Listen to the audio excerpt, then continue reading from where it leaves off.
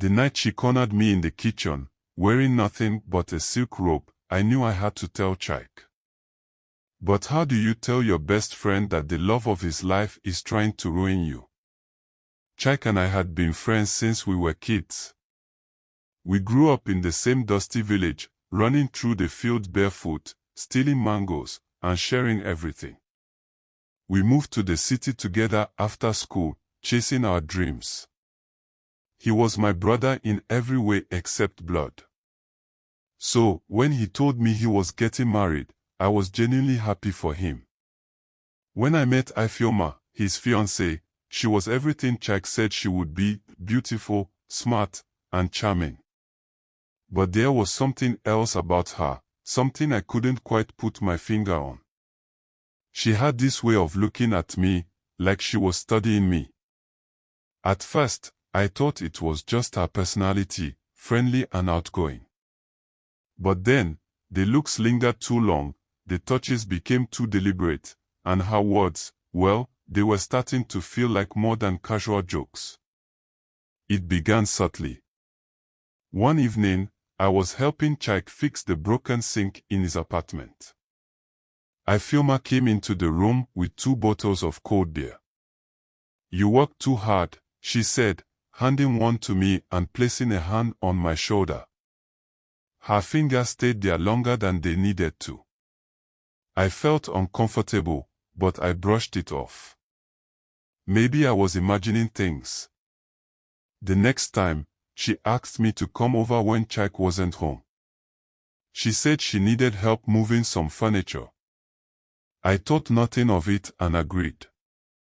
When I got there, she was wearing a dress that clung to her like it was painted on. She didn't even try to hide how she looked me up and down. "Chike is lucky to have you as a best friend," she said, her voice low. "You're so strong and dependable. He doesn't even realize how good he has it." I laughed nervously and avoided eye contact. "It's nothing. We're brothers." She smiled, but there was something predatory in it. Not all brothers are disloyal. From that day, it escalated. Ifeoma found excuses to be alone with me. She texted me late at night, saying things like, "I can't sleep. I wish I had someone to talk to." She would casually mention how Chike didn't pay enough attention to her or how she felt he didn't understand her. I always tried to steer the conversation back to her relationship with Chike, but she never took the hint. Then came the night in the kitchen. Chike had invited me over for dinner. Ifeoma cooked a delicious pot of egusi soup with pounded yam. Everything seemed normal. After dinner, Chike went out to buy something he forgot. It was just the 2 of us in the apartment. I was rinsing my plate in the kitchen sink when I heard her footsteps behind me. I turned around and froze. She was standing there in a silk robe, her hair loose around her shoulders. She didn't even try to pretend it was accidental. "Do you know how hard it is to be around you and pretend I don't feel this?" she said, stepping closer. I could smell her perfume, sharp and sweet. "You're all I think about." "Not Chike." "You." I backed away until I hit the counter. My heart was racing. "Ifeoma, stop this. You're engaged to Chike. He's my best friend." Her expression didn't change. If anything, she looked amused. "And you're a good man, Daipo. But tell me, what has Chike done to deserve your loyalty? You're the one I want." I pushed past her and left the kitchen. I couldn't stay there. When Chike came back, I made up an excuse and left. My head was spinning. I couldn't believe what had just happened. That night, I couldn't sleep. Ifeoma's words replayed in my head, but so did something else: Chike's face. I knew how much he loved her. I'd seen him talk about their future, how excited he was to start a family with her. How was I supposed to tell him this? Would he even believe me?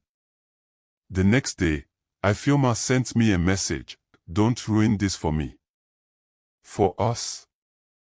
Chike doesn't have to know." I stared at my phone for a long time. Her confidence was chilling. She was sure I wouldn't say anything, and honestly, a part of me was tempted to keep quiet. What if Chike thought I was lying?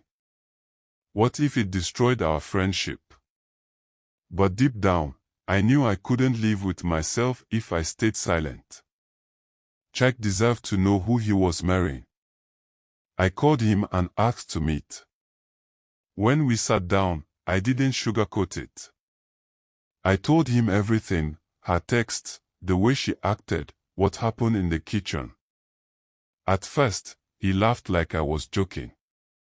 Then he saw my face and stopped. "Are you serious?" he asked, his voice shaking. "I wish I wasn't," I said.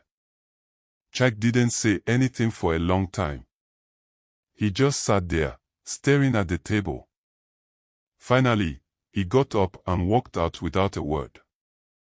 I didn't hear from him for days. When he finally called, his voice was cold. I confronted her. She denied everything and said, "You're trying to ruin us because you're jealous." My heart sank. "Chike, you know me. I would never." "I don't know anything anymore," he cut me off. "Just stay away from us." And that was it. Chike chose her. Months later, I heard they got married. I wasn't invited to the wedding. We haven't spoken since. Sometimes, I wonder if I made a mistake by telling him. But then I remember the way Ifeoma looked at me, the way she whispered those words in the kitchen, and I know I did the right thing. Even if it cost me my best friend.